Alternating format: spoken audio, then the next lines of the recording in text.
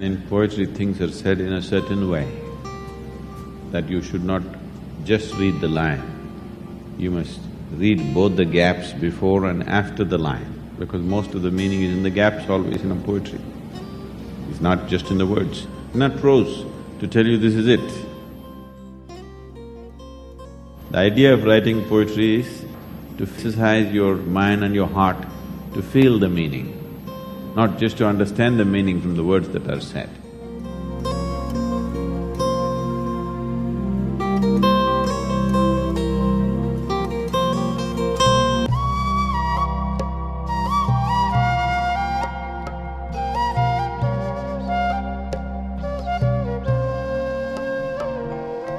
Namaskaram to everyone, wherever you are. The unstructured nature of my mind naturally found succor in the ways of poetry because the nature of what was happening in my mind as a child, as a youth, could never find a logical, proper prose kind of expression because my mind was so unstructured and completely untrained or refused to be trained, whichever way you want to see it. Because of this, poetry became so much a part of my life. Probably most of the poems that I ever wrote have never been seen by anyone or read by anyone because I wrote it in a whole bunch of small sheets of paper all over the place. And I think once in a small fire accident that happened where my car got burnt, I think over 400 poems got burnt with that.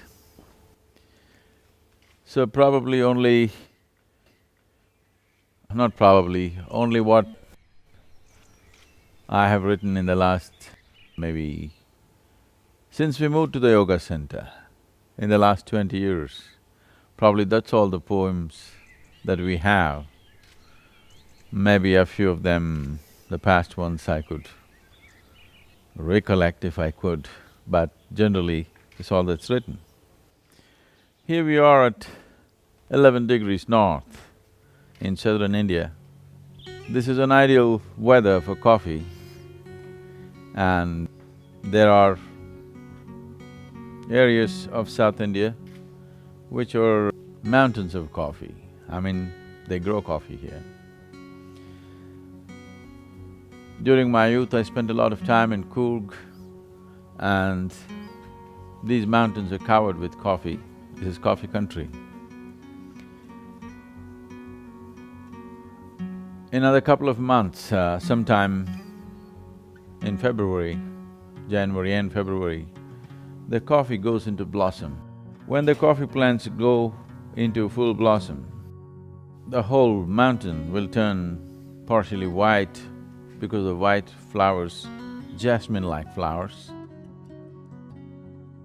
And though the beans are invigorating, the fragrance of the coffee blossom is absolutely intoxicating and enthralling. It's very difficult to explain or articulate this experience.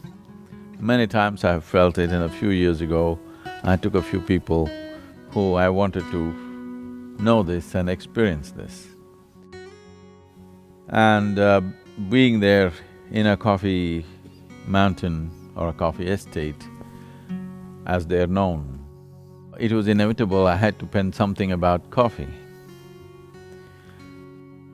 Tamil Nadu now, though not much coffee is grown here in Tamil Nadu, except in Yerkard, which is close to Salem.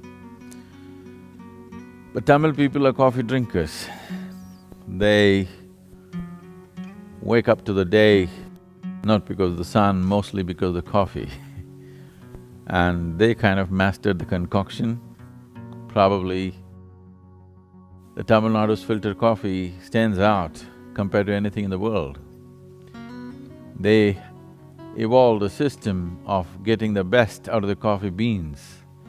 Even if you give them very low-grade coffee, they will produce great coffee. Here is an ode to coffee. As the seed does not reveal the shape of the tree, the innocence of the infant face does not reveal the sage or the sorcerer to come. The white beauty of a blossom with the fragrance to rival the majestic jasmine does not reveal the enslaving, insane concoction of your beings. Half the world has surrendered to you, the other half are either ignorant of your magic or have turned ascetic and refuse to succumb to you. Of all of man's ingenuity in extracting pleasure and nourishment from the Mother Earth's breast, you stand out to be the one to inspire a fierce faith of unquenchable sort. You have overshadowed the Lord of Light. You have overshadowed the Lord of Light. As for the faithful, daybreak means you, not the sun.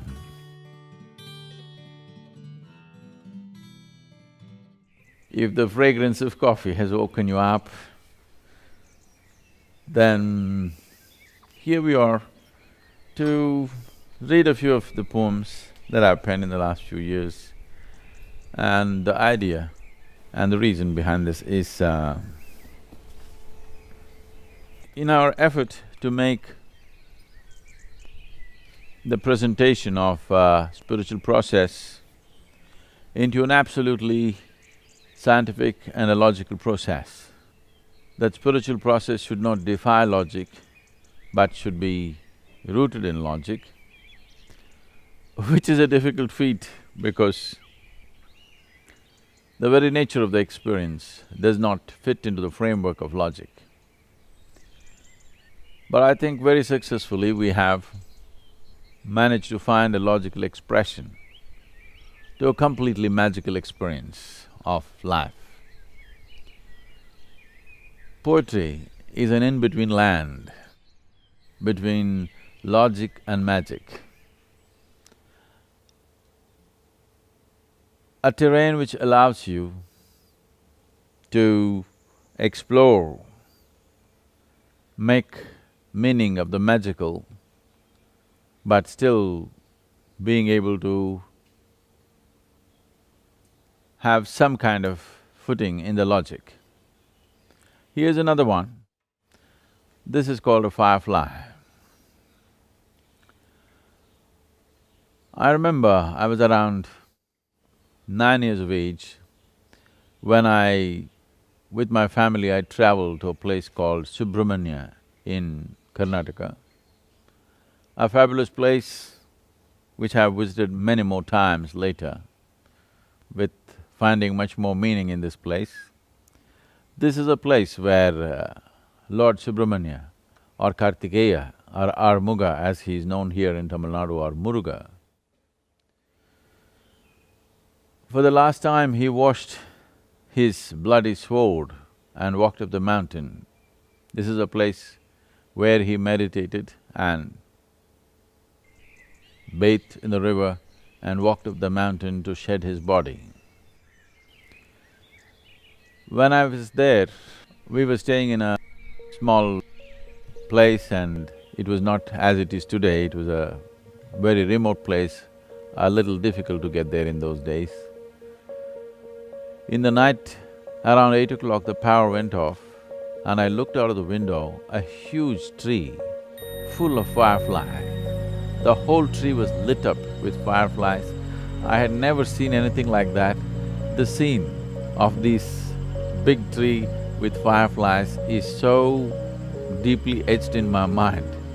It keeps coming back to me many times. And when we first moved into the ashram here, around 20 years ago, and those times, evenings usually we didn't have light because the power would go off. Then when we were here, we started noticing fireflies and suddenly these magical beings flying all over.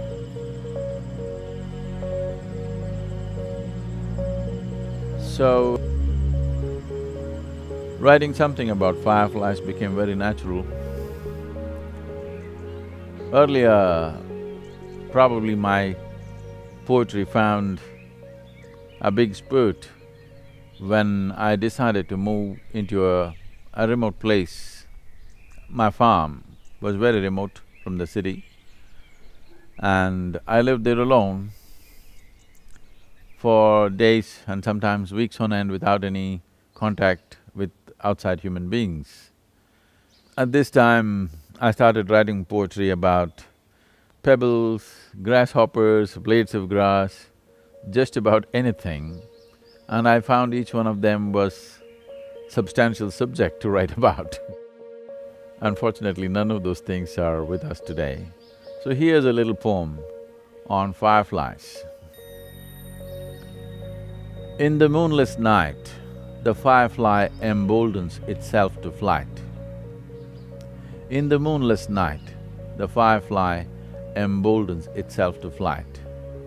The brooding darkness mocks the spirited flight of the fly delight. The brooding darkness mocks the spirited flight of fly delight. The limitless darkness could swallow this minuscule attempt of light. The limitless darkness could swallow this minuscule attempt of light. The skeptic's cantankerous laughter swept the inner spaces within me to ask. The skeptic's cantankerous laughter swept the inner spaces within me to ask, can a firefly light the world? Can a firefly light the world? Yes, firefly am I. If life's summers have warmed you, if your inner spaces have charmed you, I could set you afire and the world too.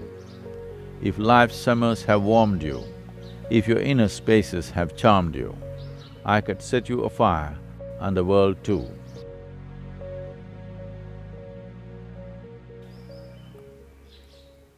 During the Anadi program in United States at III Tennessee, 90 days,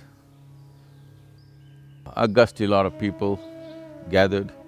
A whole lot of people did a wonderful effort to raise their sadhana to a different pitch, and we explored dimensions which are not just unusual,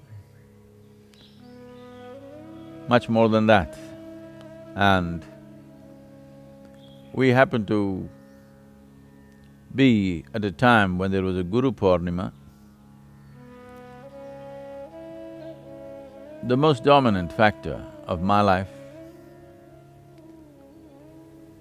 has been my Guru and nothing else.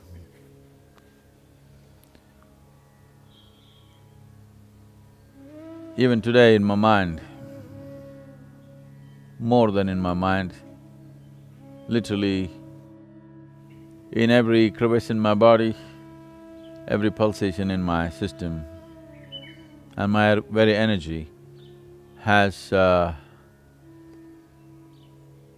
it's just His presence which is the most dominant within me.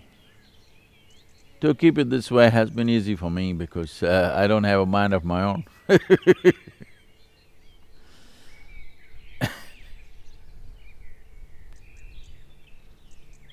Because… probably because of this,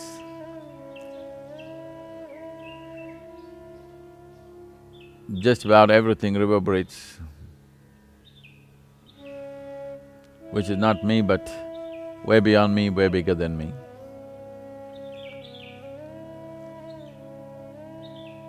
I did not see my Guru as a man who touched me.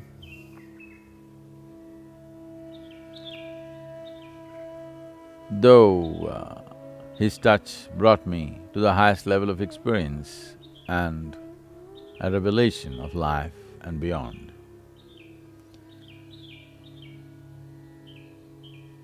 The old structure within me somewhere would not accept it, in the sense unless it came from Adi Yogi, unless it came from Shiva himself, it's not real. So the compassion of my master made himself, turn himself into that form.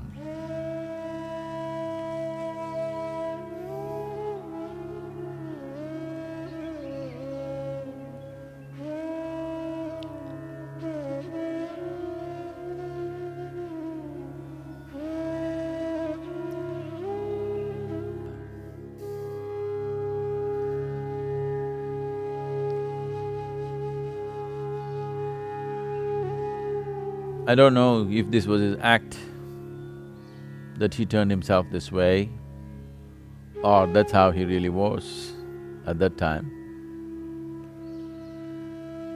But today and ever since,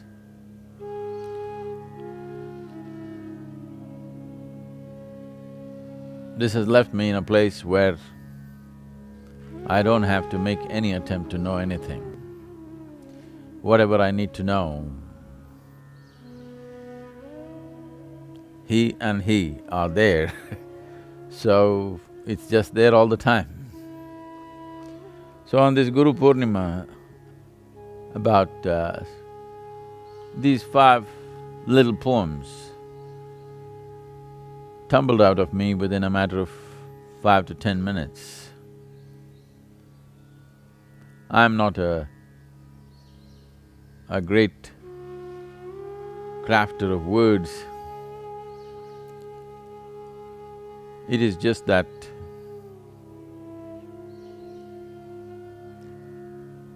without any kind of mastery over any particular language, through the grace, I managed to find some expression to what's happening or near to that. Here are 5 small poems which were part of the Guru Purnima day. All of them are titled as My Master. Brooding, squinting, staring, I could not hit the mark. Brooding, squinting, staring, I could not hit the mark. He walks in like a wanton monarch. He walks in like a wanton monarch with a crooked stick and makes his mark. With a crooked stick and makes his mark. This is the second one, again titled as My Master. Lost, lost to life and death. Both I did, but moved me not. Lost, lost to life and death. Both I did, but moved me not. A man who walks with a stick comes to me, the able-bodied one. A man who walks with a stick comes to me, the able-bodied one. Having seen birth and death and all that life can bequeath, still sitting dumb-stuck. Having seen birth and death and all that life can bequeath, still sitting dumb-stuck. Here comes the man with a stick to have me struck with his lightning stick. Here comes a man with a stick to have me struck with his lightning stick.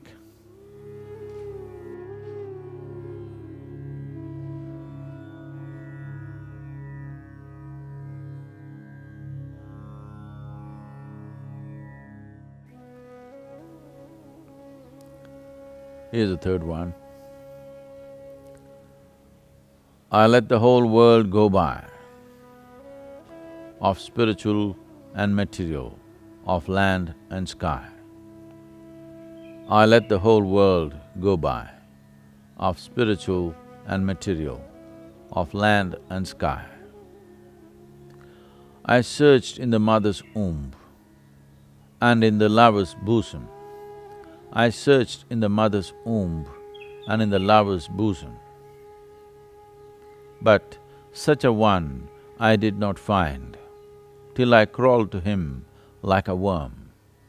But such a one I did not find.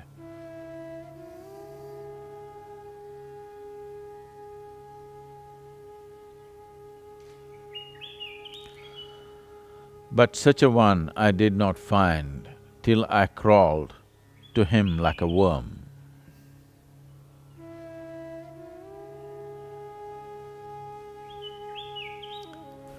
There's the next one, 4. What can the poor guru do? All I have done is do and do.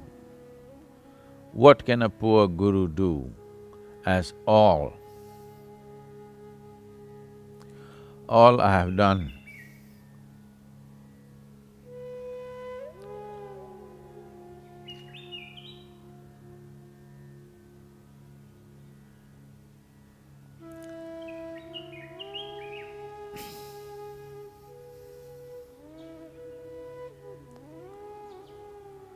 What can a poor guru do? All I have done is do and do. After seeing all that is there to see, after seeing all that is there to see, he comes to teach me how to be. After seeing all that is there to see, he comes to teach me how to be.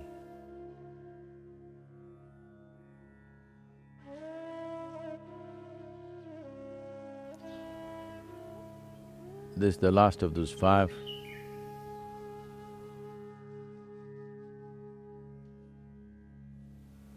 The breath that passes out will not come back. The breath that passes out will not come back. The Guru who touched and left me not and need not come back. The Guru who touched and left me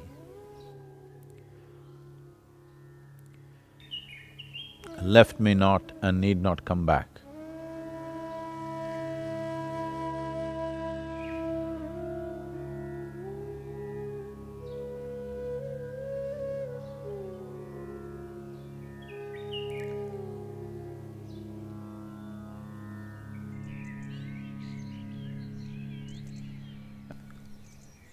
As one's awareness gains the needed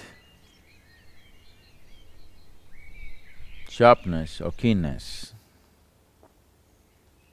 when this begins to happen, one of the first things that naturally comes into play is the breath. It's amazing how most human beings live without being aware of the breath, which is a certain level of mechanical action in the body, which is constant and continuous. It's truly amazing how so many people can live without being conscious of it. But once awareness begins to gain a certain sharpness or keenness, this is the first thing that becomes an amazing process, and no wonder breath watching, as it's known today, is probably the most practiced form of meditation. It is so basic and simple, but it comes so easy and naturally to people that it does not need any preparation. If one becomes a little conscious, naturally breath will be in the awareness. Probably this happened to me when I was 6, 7 years of age, when I started just enjoying the breath, the movement of my little chest and belly in those days, how the stomach and the chest moved in rhythm constantly. I must have spent hours and hours just noticing that. It kept me interested and engaged. It's much later that I even the idea of meditation entered my life, but just the simple rhythm that's going on endlessly and you cannot ignore if you are a bit conscious. So here's a poem for the breath, the beauty of the breath and the possibility of the breath. This is titled as Divine Hand. As I see the seemingly perpetual play of breath, as I see the seemingly perpetual play of breath, the breath, the maker of my body and the taker of my being, when the timely moment comes. The breath, the maker of my body and the taker of my being when the timely moment comes. This ceaseless play of the unseen hand of the Divine, this ceaseless play of the unseen hand of the Divine, me firmly held the hand, and the Maker could not escape. Me firmly held the hand, and the Maker could not escape.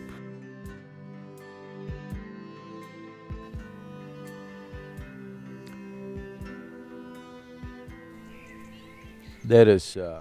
I'm sure most of you have heard this chant which… the Bhaja Govindam chant where we were talking about how Nischala Tattvam Jivan Muktihi. What this means is, if there is an unwavering attention towards something, it doesn't matter what the thing is. If there is an unwavering attention towards something, then the liberation, the possibility of freedom cannot be denied to that one. Or in other words, the essential problem of human situation is a certain lack of attention.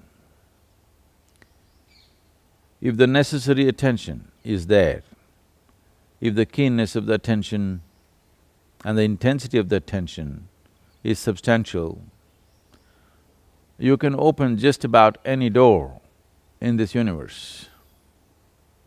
How keen is your attention? Or how intense, how much energy behind your attention? This is all that determines this. In this context, breath is a beautiful device because it is constantly on as long as we're alive, as long as we're embodied. Breath is on, and it's inevitable that you have to notice it. Probably most people notice it only when their body goes into a spasm of excessive breath. Normal breath, most people are missing it. This is not because they are not breathing, this is because they have a serious attention issue. These days, people are even carrying their attention deficiencies like some kind of a qualification. Just bringing this attention back into your lives and particularly into the life of our children is most important, because ultimately, whether it's spiritual or material, the world yields to you only to the extent you're willing to pay attention to it. So that was about the breath. One poem from America, titled as America. This was in the year 2000. This particular day is so vivid to me, like it's happening right now. About three of us, we were kind of camped out in a small place on the Center Hill Lake in Tennessee. Center Hill Lake is a reservoir. The lake has a shoreline of over 700 miles. If you take a boat out, you can just get lost for days and not find your way back. So there was a beautiful place which one of our meditators owned at that time, and very graciously they offered it to us. And we were working on something, so we went and stayed there for a few days. around this fabulous home, there were some real tall trees, wild, untouched forest area. And alone I ventured off into these steep slopes, and I was just struck by what I saw there. And this poem is a consequence of that. It's titled as a miracle.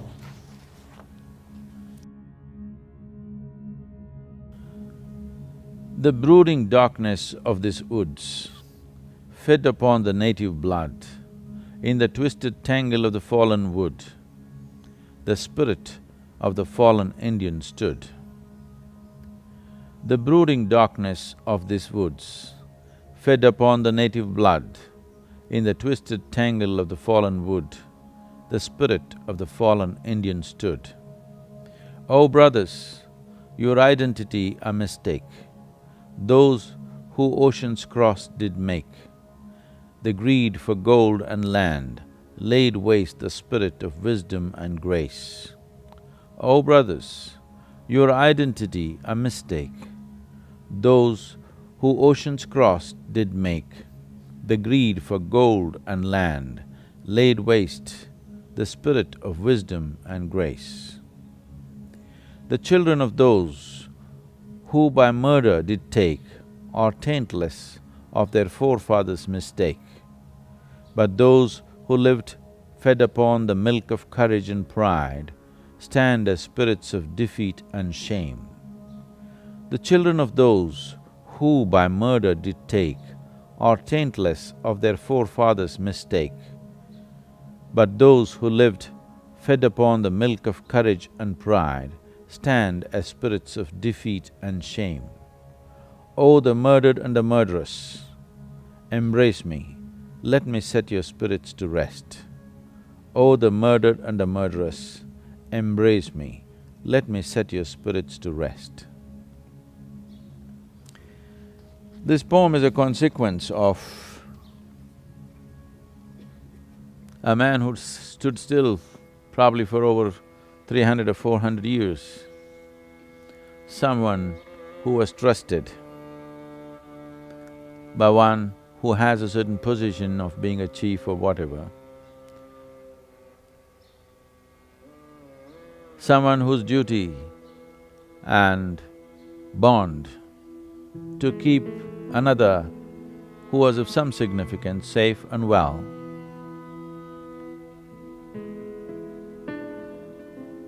And when that which was entrusted to you, you could not fulfill and failed in keeping what was most precious to you alive, he just stood there in shame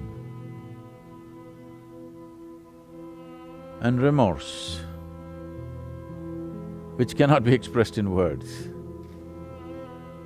He just stood there forever.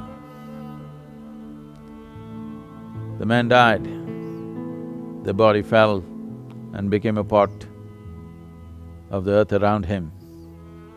But a frozen spirit just stood there for centuries. When I walked down these mountains, when I walked down this steep slope, and here he was still standing. And probably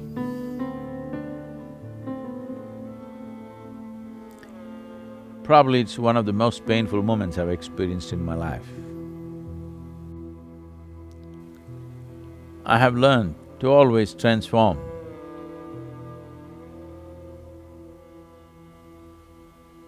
pain into a possibility. Since then, I did many things in the region.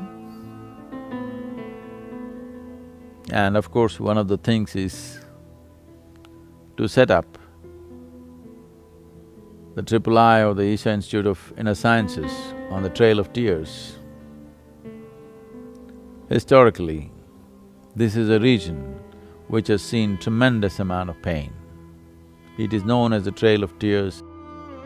A whole tribe was made to walk from east of Mississippi River to what is presently Oklahoma.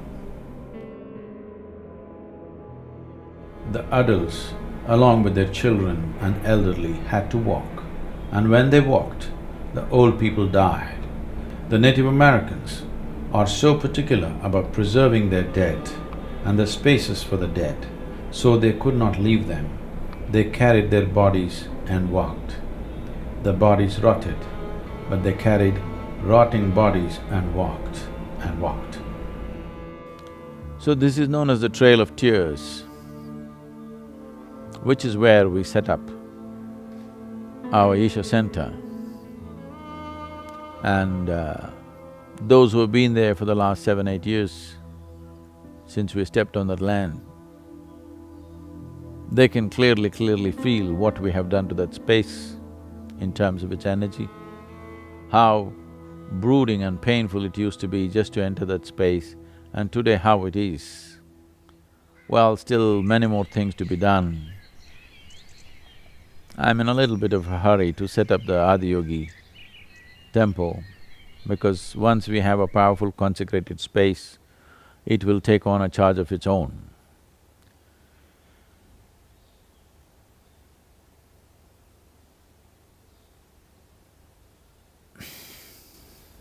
So that's about America. Here's a poem which is titled as The Untouchable. Probably this is one of the few poems which is kind of a hybrid of a poem that I wrote when I was probably 18 or 19 years of age. None of the others have remained.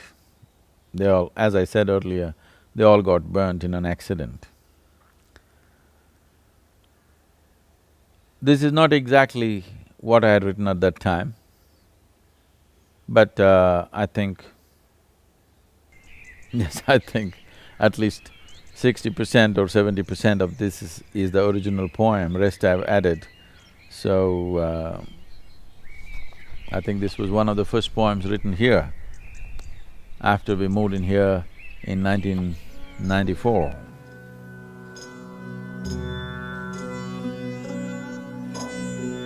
There is a land that is beyond right and wrong. When you get to that land and lie there, humans who live for bread and toil to be what they are not will strive to hide their jealousy with mocking talk, and the gods will descend to be in the company they wish to be. Once you have reached that land, beyond right and wrong, you never have to worry about making a mistake or going wrong. Once you have reached that land, beyond right and wrong, you never have to worry about making a mistake or going wrong.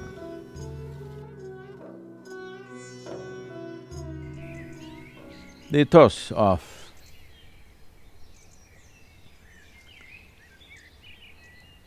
Eastern cultures, the fundamental ethos of Eastern cultures, is a watered-down version of individual enlightenment. This culture, which we refer to as the Bharatvarsh, essentially is a complex, chaotic concoction of multiple influences of enlightened beings. When these beings came, they did not teach morality, they did not teach values or ethics, but they taught them a way, a possibility. Because one's way was never the same as the others. Someone asked me, Sadhguru J. Krishnamurti was a master of his intellect. Rajneesh was a master of controversy. What are you? I said, I'm a master of chaos. I know how to harness chaos. I can make a chaotic situation culminate into something fantastic. So, every master had his own way. And all of this melted pretty well into the culture. You will see, except today's English-educated India, if you go to the rural masses, you will see if you go to a place, a Kumbh Mela is a fantastic display of this. If you go to, let's say, Kumbh Mela, a classic event on the planet, one like no other.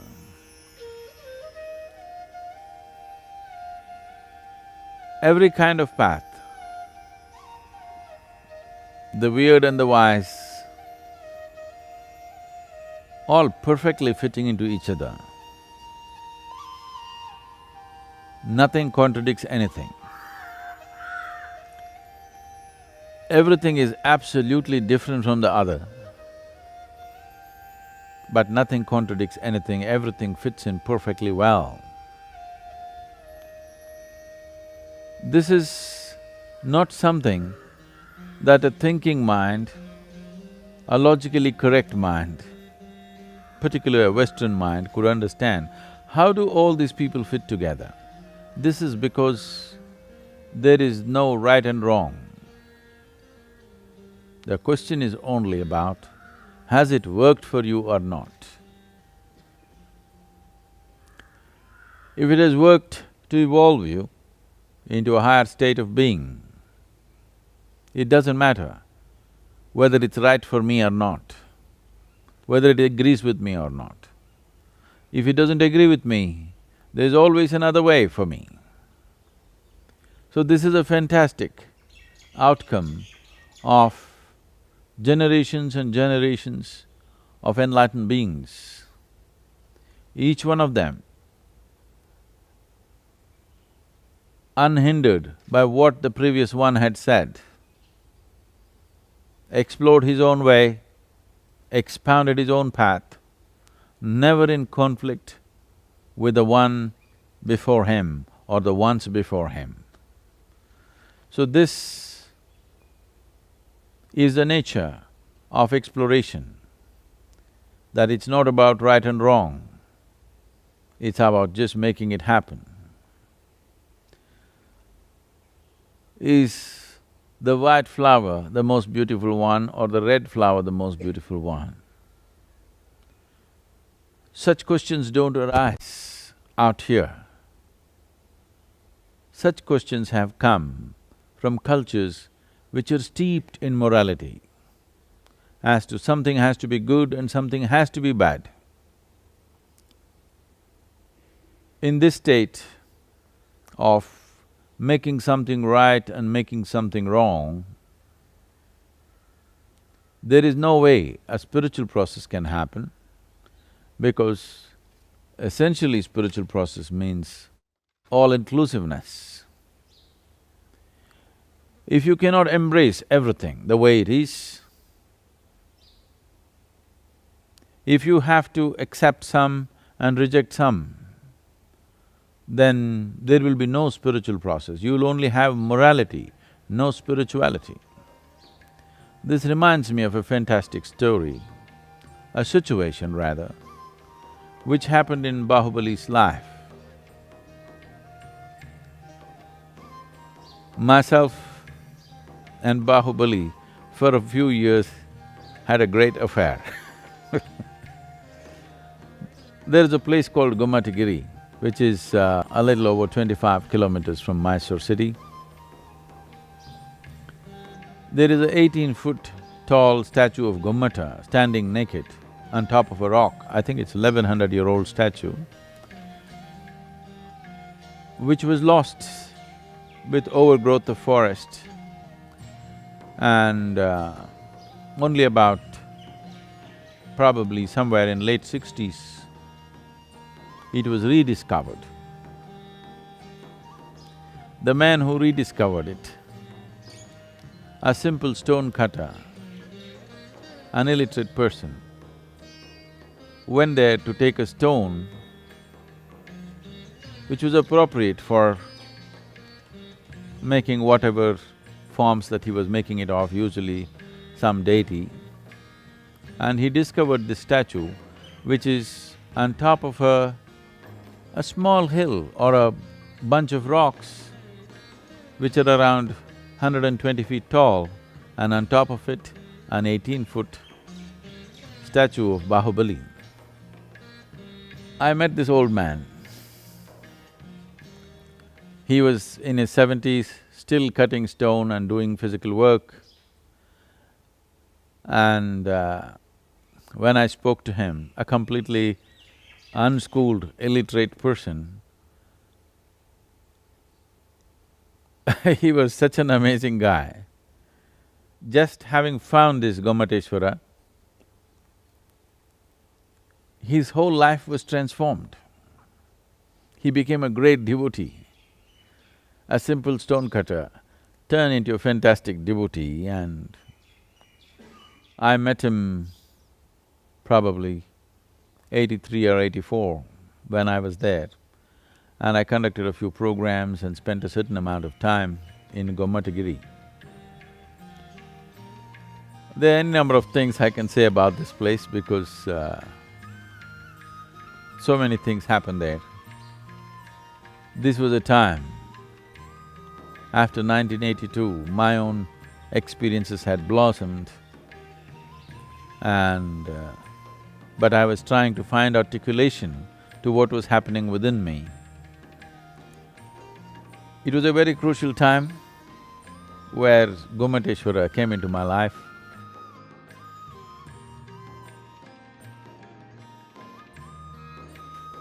And as I said, we had a great affair.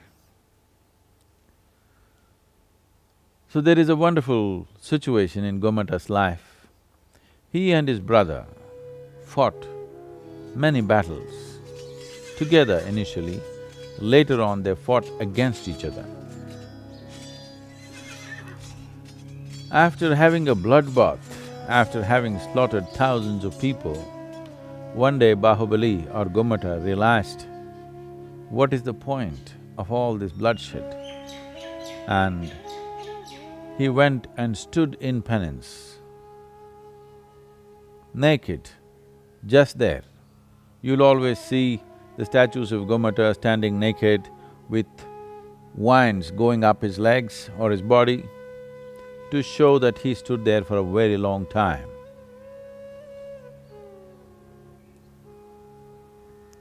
And he stood there for over 14 years. Everything that he could do with himself in terms of purifying himself, he had done, but still he could not attain. When a yogi came by, a sage of great attainment came by,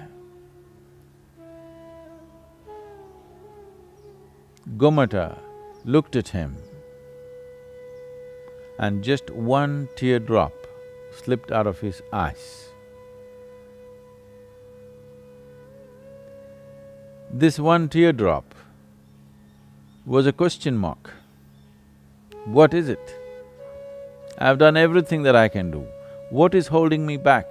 That's a question, an unuttered question, just a teardrop to ask this question to the yogi, what is holding me back? I've done everything that I know. Then the yogi said, you have brought a false sense of humility into you. You're a king, but now you're willing to bow down to a beggar on the street. You're willing to bow down to any creature on the planet. You're willing to bow down to an inanimate rock. You have made yourself like this, it's wonderful, but I see you are incapable of bowing down to your brother with whom you have a fight. It is this falseness of humility which is holding you back. This was the moment of attainment for Bahubali. Within himself, he did bow down to his brother and he attained. This is a very beautiful story because this is how human beings are held back. It's not some great things. One little thing that you can't clear from your karmic space just holds you back. Is this not unfair? How many things I did, one thing holds me back. Right now, if your little finger gets stuck to this pillar, I've freed my whole body, but my little finger is stuck. Can I go somewhere? I cannot go somewhere. That's how it is. So,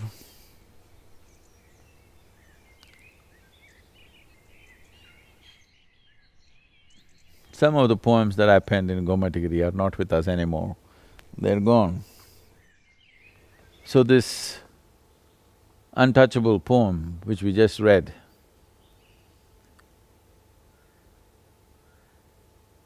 I think I have three versions of this. The first one and the second one are not with us anymore. This is the third one, the third version.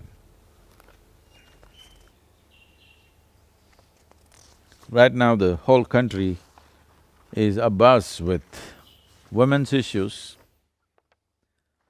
I think long overdue, but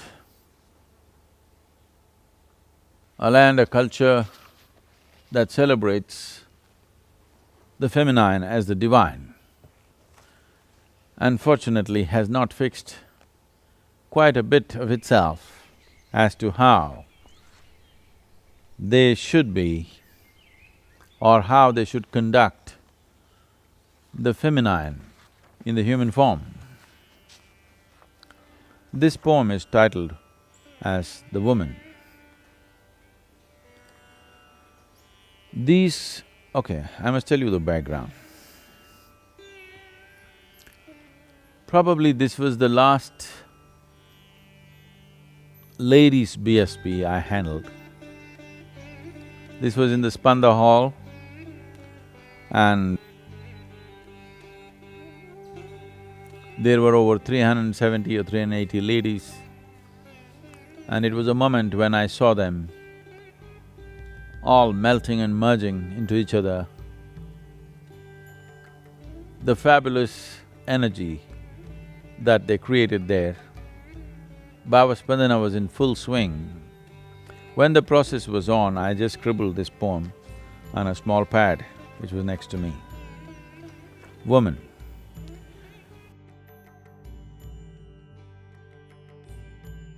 These creatures of the moon, in such delicious swoon, the sun and me, not the only boon to these creatures of the moon. These creatures of the moon, in such delicious swoon, the sun and me, not the only boon to these creatures of the moon. Daily death, a must for the sun, to be kept unnourished in the pregnancy of the moon. It is her gracious reflection that sees him through the night. Daily death, a must for the sun, to be kept unnourished in the pregnancy of the moon. It is her gracious reflection that sees him through the night. Sun, the source of all known creation, is but born in the coolness of the moon.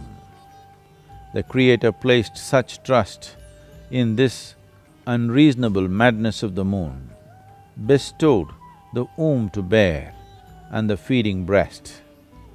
Sun, the source of all known creation, is but born in the coolness of the moon. The Creator placed such trust in this unreasonable madness of the moon, bestowed the womb to bear and the feeding breast. May she flower and bloom too soon. Only then there can be worthwhile harvest, when the world knows the nourishment of this womb. In celebration will exist these creatures of the moon. May she flower and bloom too soon. Only then can there be worthwhile harvest, when the world knows the nourishment of this womb. In celebration will exist these creatures of the moon.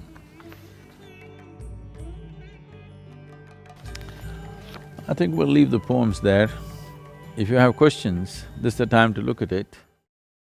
You talked about moments when we as humans have moments of clarity and moments of confusion.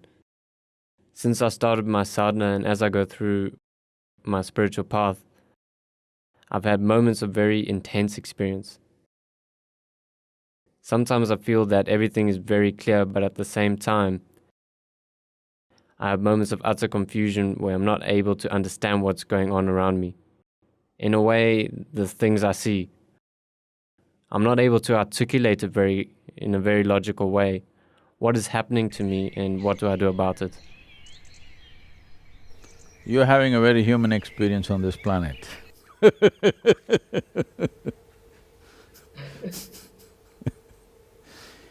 The problem with the human being is human beings are given an intellect to foray and explore so many things which are not yet their domain. A fish just remains in its water space, a tiger in its forest, everybody remains within their terrain. It's only the human being who wants to explore and foray into everything that we can see or we cannot see, actually. We not only foray into things that we can see, we also foray and try to foray into things that we cannot see. We want to go into the space, we want to look at the microscopic stuff. We want to not just enjoy the outward, we want to know the inner dimension of who we are. So, these are adventures of the human mind. When you make these adventures, when you try any adventure, that means you do not know the result or the consequence of your action. That's what an adventure is. If you successfully finish an adventure, you will be known as an adventurer or you will be known as a hero in the world. If you are not successful in your adventure, you would be dismissed off as a fool who did not have the sense to stay away from what you should stay away from. So, the essence of our adventure or how adventure will be perceived simply depends on the success rate that you have.